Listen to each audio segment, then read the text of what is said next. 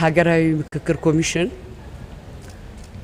ባቀደው መሰረት በቅዳችን መሰረት ስራችን በሚገባ እየተካሄደ ነው።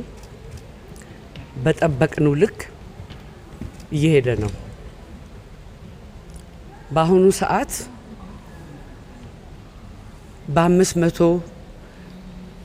በ500 ተሳታፊዎች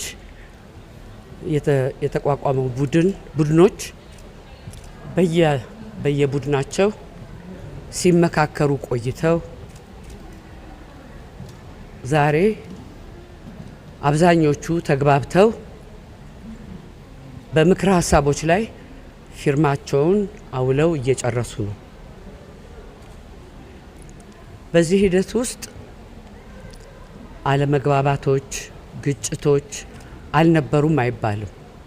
በመኖራቸው ምክንያት ግን ይህ ምክክር አስፈላጊ መሆኑን የበለጠ አረጋግጠናል። እነዛ ግጭቶች ተፈተው ተደማምጠው ወደ አንድ የጋራ ሀሳብ አማካይ ሀሳብ ላይ ደርሰው በአብዛኞቹ ጉዳዮች ላይ ተስማምተው 8ቱም ቡድኖች ስራቸውን እያጠናቀቁ ነው። ከዚህ ቀጣይ እነዚህ 8 የምክክር ቡድኖች ያዘጋጇቸውንና የተስማሙባቸውን ምክረ ሀሳቦች የሚያጣጥም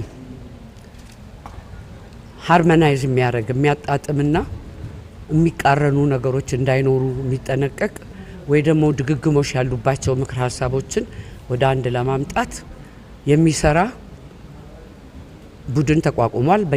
በየ8ቱም ቡድን ተመርጠው ጨርሰው ስራቸውን ዛሬ ከሰዓት በኋላ ይጀምራሉ። እነሱ የሚሰሩት ስራ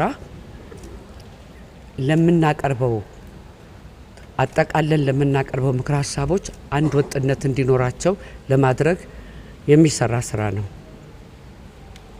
ከዚህ ባሻገር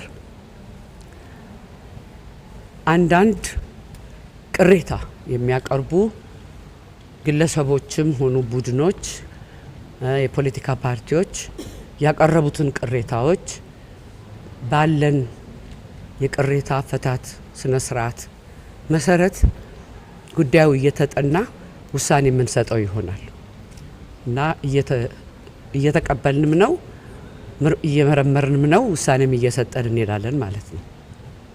ከዚህ ባሻገር የሚቀጥለው ምዕራፍ ይህ ሁሉ የተደከመበት ለረጅም ጊዜ ሲደከምበት የቆየ ምክክር ውጤታማነቱን ለኢትዮጵያ ሕዝብ የምናበስር ይሆናል። በአብዛኛው ስራችን 3/4ኛው ስራችን እየተጠናቀቀ ነው።